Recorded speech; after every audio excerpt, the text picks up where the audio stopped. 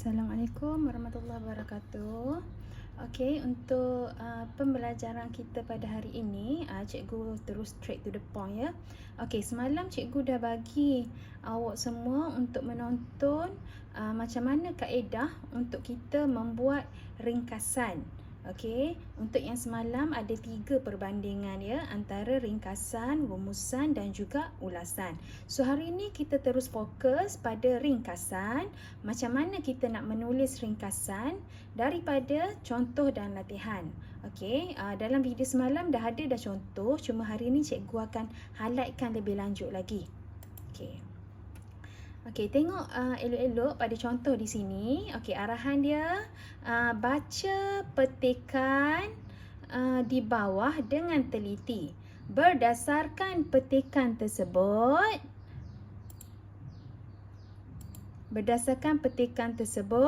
tulis sebuah ringkasan. Okey, tengok kat sini.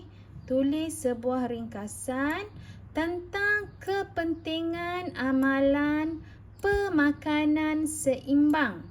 Okey, panjang ringkasannya tidak melebihi 100 patah perkataan. Tengok dia dah bagi arahan jelas dah.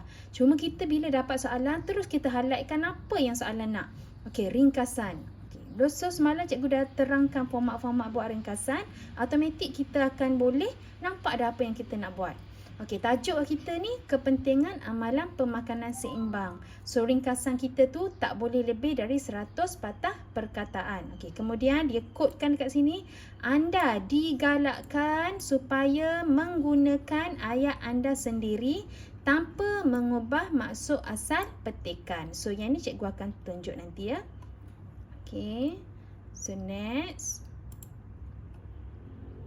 Okey, jadi ini adalah petikan yang kita akan tengok pada hari ini. Okey, tengok perenggan pertama. Kesihatan diri merupakan antara harta paling berharga yang tidak mampu dibeli dengan wang ringgit. Namun ramai tidak mengambil perhatian sehingga akhirnya menghidap pelbagai penyakit serius. Makanan seimbang ialah makanan yang membekalkan zat mencukupi untuk keperluan badan setiap hari. Lantaran itu, amalan pemakanan seimbang haruslah dipupuk dalam diri anak-anak sejak kecil lagi kerana melentur buluh biarlah dari rebungnya. Okey, so kita dah habis baca perenggan pertama. Okey, dekat perenggan pertama ni, okey, dekat sini perenggan pertama ni.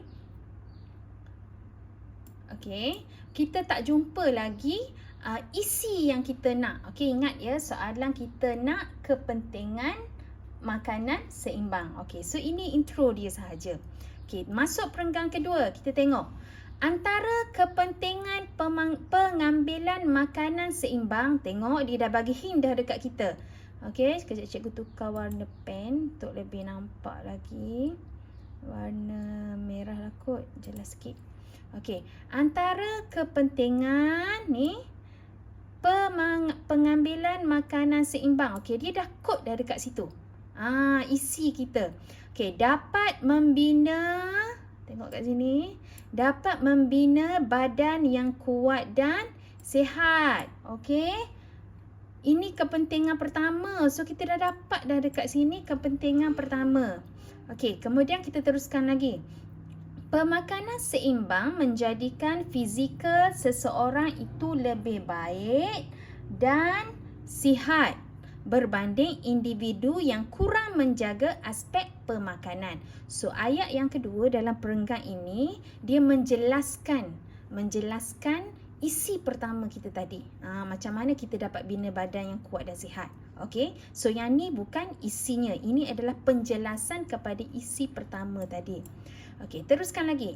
Selain itu, keperluan vitamin yang mencukupi dapat diperoleh melalui amalan pemakanan seimbang. So ini adalah isi kita yang kedua. Keperluan vitamin yang mencukupi dapat diperoleh. So ini adalah isi kita yang kedua. Okey, cikgu tulis kat luar ni. Okey. Hal ini dikatakan demikian. Okey, kita sambung baca. Hal ini dikatakan demikian. Okey, bila ayat macam ni maksudnya penjelasan kepada vitamin yang mencukupi tadi. Kerana penyerapan vitamin menjadikan tubuh manusia lebih berdaya tahan untuk menghadapi sebarang jangkitan penyakit atau dengan kata lain tidak mudah jatuh sakit. Okey, so ini adalah penjelasan kepada isi kita yang kedua tadi. Okey, teruskan lagi. Okey, perenggan ketiga. Kita juga mampu menghindarkan obesiti dan mengekalkan berat badan ideal. Okey, jadi ini adalah isi kita yang ketiga. Menghindarkan obesiti dan mengekalkan berat badan ideal. Okey, ini isi nombor 3. Melalui amalan pemakanan seimbang. Sebagaimana yang kita tahu, salah satu aspek utama pemakanan seimbang ialah keperluan mengambil makanan berkhasiat mencukupi mengikut keperluan badan. Okey. Kemudian teruskan lagi. Kawalan pemakanan seimbang menjadikan tubuh seseorang itu ideal, menjalankan pelbagai aktiviti cergas yang mampu menyihatkan badan. Okey, yang ni penjelasan kepada isi kita nombor 3 ni. Okey, penjelasan pada isi kita nombor 3. Okey, teruskan lagi. Okey, seterusnya pemakanan seimbang juga membolehkan perkembangan mental tidak terganggu. Okey, jadi ini isi kita yang keempat. Okey, cikgu tulis kat ujung ni. Ini isi kita yang keempat. Okey, so perkembangan mental tidak terganggu. Apa penjelasan dia? Penjelasan kepada perkembangan mental ni kerana kekurangan zat membuatkan seseorang itu cepat letih fizikal dan mental. Okey, so yang bawah ni, yang cikgu garis kat sini ni, ini adalah penjelasan kepada isi kita nombor 4. Okey, seterusnya perenggan seterusnya, pemakanan seimbang juga merangsang tumbesaran seseorang remaja supaya lebih sempurna dari aspek fizikal. So ini adalah isi kita yang ke-5. Okey, cikgu tulis dekat sini isi kita yang ke-5. Okey. Remaja memerlukan zat yang cukup untuk membantu tumbesaran. Okey, sekiranya tidak seimbang, tumbesaran akan terjejas. Okey, yang itu adalah penjelasan bagi isi kita yang ke-5. Okey, teruskan lagi. Pemakanan seimbang juga dapat menjana tenaga. Tengok kat sini. Okey, ada typing error sikit. Okey, dapat menjana tenaga, ini isi kita yang ke-6. Okey, sekiranya makanan tidak seimbang, mereka akan lemah. So, ini penjelasan bagi jana tenaga tadi. Okey, so macam inilah cara dia bila kita dapat petikan ni. Okey, kita tahu apa yang soalan nak. Soalan nak kepentingan amalan pemakanan seimbang kan.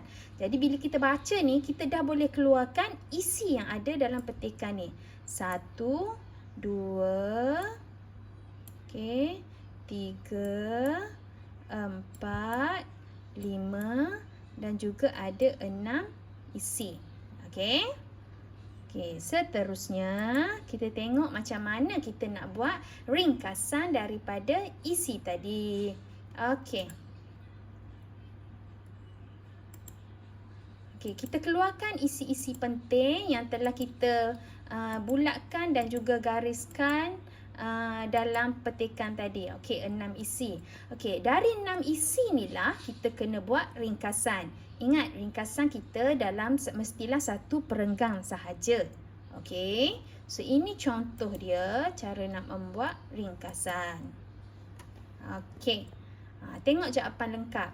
Antara kepentingan pemakanan seimbang, yang ni kita ambil tajuk tadi. Tajuk yang soalan nak. Kepentingan pemakanan seimbang ialah dapat membantu kita membina badan yang kuat dan sihat. Okey, tengok ini ayat yang menjelaskan isi pertama tadi. Okey. Kemudian kita buat lagi. Selain itu, keperluan vitamin yang mencukupi dapat kita peroleh melalui amalan pemakanan seimbang. Okey. Ni isi kita yang kedua. Ingat ya, pelajar digalakkan untuk menulis melalui ayat sendiri. Kita olah balik asalkan tidak lari daripada jawapan. Okey, next. Okey, kita juga dapat menghindarkan obesiti. Okey, sorry, typing error kat sini. Dapat menghindarkan obesiti dan mengekalkan berat badan ideal melalui pemakanan seimbang. Okey, yang ni adalah isi nombor 3 tadi. Next, di samping itu pemakanan seimbang juga membolehkan perkembangan mental kita tidak terganggu. So, ini adalah isi nombor 4. Nampak tak macam mana kita ringkaskan. Okey. Kemudian seterusnya okey, seterusnya bagi remaja pula, pemakanan seimbang dapat merangsang tumbesaran. So, ini adalah isi kita yang ke-5. Okey, nampak kan macam mana kita nak sambung. Okey, akhir sekali pemakanan seimbang dapat menjana tenaga untuk membolehkan kita bergerak aktif sepanjang hari. So, itu adalah ayat kita untuk isi nombor 6 yang kita keluarkan dari petikan tadi. Okey. Selain daripada tu, bila kita nak menyambung ayat, kita kena gunakan beberapa penanda wacana supaya ringkasan kita tu bersambung. Okey. Ni permulaan dia, intro. Untuk isi pertama. Nak masuk isi nombor 2 kat sini, tengok kita guna penanda wacana selain itu. Okey, habis nombor 2. Nak masuk nombor 3, okey, kita juga dapat. So, itu adalah olahan ayat kita untuk isi nombor 3. Kemudian nak masuk isi nombor 4 ni, pemakanan seimbang dapat membolehkan perkembangan mental terjaga. Tengok kita guna di samping itu. Penanda wacana lagi. Okey, nak masuk isi nombor 5, kita guna penanda wacana seterusnya. Okey, dan untuk isi yang nombor 6, kita gunakan akhir sekali. Okey, dapat kan? Okey, penanda wacana ni tujuannya adalah supaya isi kita ni yang ada 6 isi ni dibentuk dalam satu ayat yang lengkap dan tidak pelik lah. Okey. Kemudian lepas kita dah habis buat semua, pastikan awak kena ingat bahawa kena buat ni kiraan bilangan patah perkataan. So, kena kiralah satu-satu. Ingat ya, ringkasan tidak melebihi 100 patah perkataan. Jadi 82 tu diterimalah. Kira satu-satu. Antara 1, kepentingan 2, pemakanan 3, seimbang 4. So, kiralah sampai last sekali ni sepanjang hari. 82 patah perkataan, tuliskan di bawah ni. Okey, jelas ya? Okey, jadi lepas ni cikgu akan post satu petikan lagi untuk awak buat ringkasan, kemudian hantar pada cikgu untuk cikgu semak betul atau tidak. Okey, setakat itu sahaja. Terima kasih.